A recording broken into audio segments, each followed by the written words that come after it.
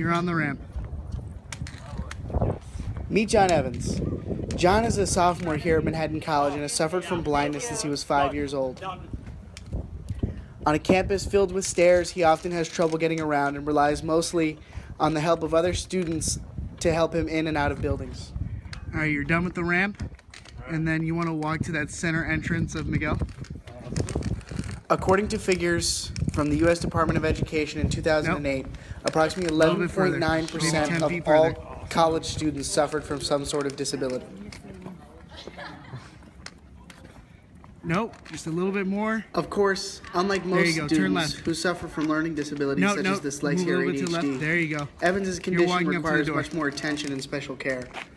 Oh, there you go. Familiar ramp. There we go. Awesome. I met John just during a orientation.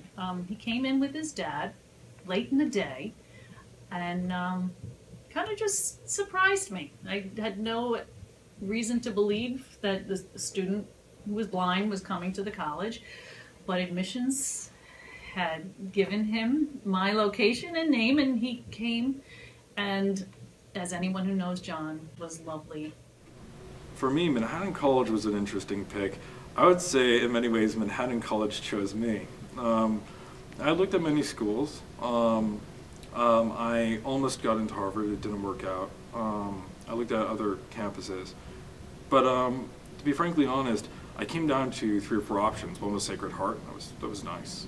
I looked at SUNY Purchase. I mean, that was fun, and I'm very artsy, but I was going there, I was like, you know, maybe, you know, I should look at some other places as well. I get to Manhattan College, right?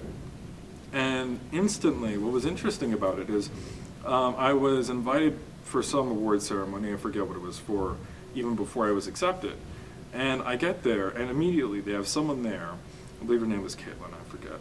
And she just runs up to me, a complete stranger, wraps her arms around me, takes my hand, and says, hey, let's show you about. And it wasn't done in this corny, over-the-top way. It wasn't done in a way which made me think, oh my gosh, this place is, geez.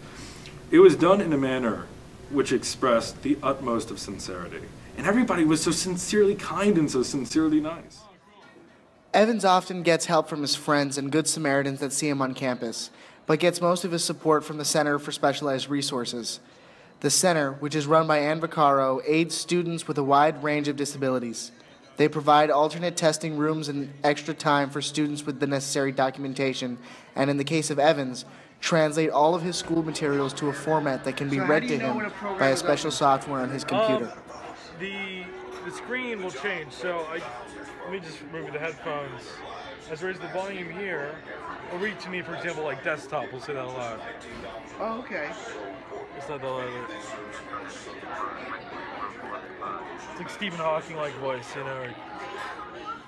Well, the first thing a student needs to do is provide proper documentation, which would include a diagnosis, how their diagnosis affects them academically, and what the recommendations are. And depending on what the disability is, would depend on what the documentation would look like.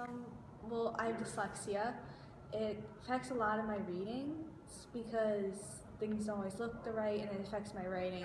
I won't notice it to me, but someone else could look at my rating. Maybe I'll swap my D's and my B's, and it comes into problems at certain parts. My rights and lefts, you'll catch me like when you say right or left, I'll be like stall for 5 seconds or something and be like, look both hands and not know which way. Robbins suffers from dyslexia, one of the most common learning disabilities among college students. If, like I said before, I have to get tests read to me, or else I could read through something 50 billion times, not understand it a bit. It's never that simple. Usually I just have to go in assuming a worst case scenario because, you know, if I assume that everybody's just going to come over, I'd probably fall down a well a couple of years ago. But the thing is, you know, wherever I go, I'm astonished by how many people take time out of their day just to extend a hand.